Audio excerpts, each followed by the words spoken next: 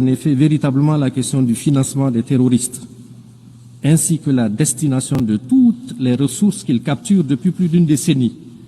En effet, comment comprendre que des terroristes puissent soutenir dans la durée un tel effort de guerre?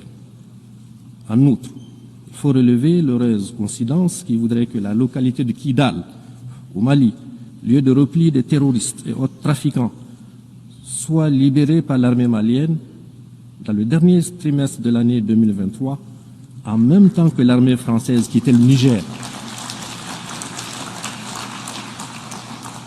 Du reste, le gouvernement du Niger, à l'instar du gouvernement du Mali et du Burkina, a régulièrement porté à la connaissance de l'opinion internationale des éléments de preuve de l'implication de plusieurs puissances étrangères dans la déstabilisation des pays de l'AES à travers les soutiens qu'ils apportent aux terroristes.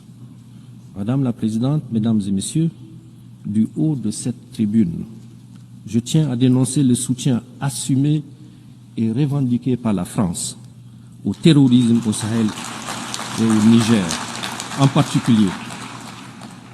En effet, depuis le renvoi de ces troupes du Niger en 2023, comme il l'a annoncé, le gouvernement a mis en place un véritable plan sournois et subversif de déstabilisation de mon pays qui consiste, entre autres, à renseigner, former, financer et équiper les terroristes. À des tentatives malheureuses pour créer les conditions d'un conflit interethnique au Niger et au Sahel, en une campagne de désinformation et intoxication pour discréditer mon pays, ses institutions, ses responsables politiques et son armée, en entretenant et en alimentant une tension politique permanente entre mon pays et certains de ses voisins.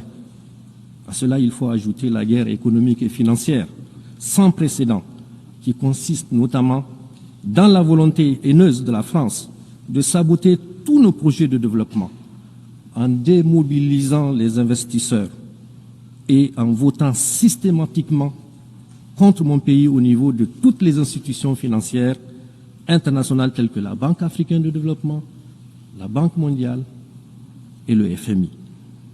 Madame la Présidente, Mesdames et Messieurs, ce qui se passe aujourd'hui dans notre région du Sahel et au Niger en particulier est la résultante de plusieurs facteurs. D'abord, un passif colonial non encore soldé. Il faut le solder, ce passif. Les Nigériens n'ont jamais oublié la violence particulièrement inouïe qui a caractérisé l'occupation coloniale.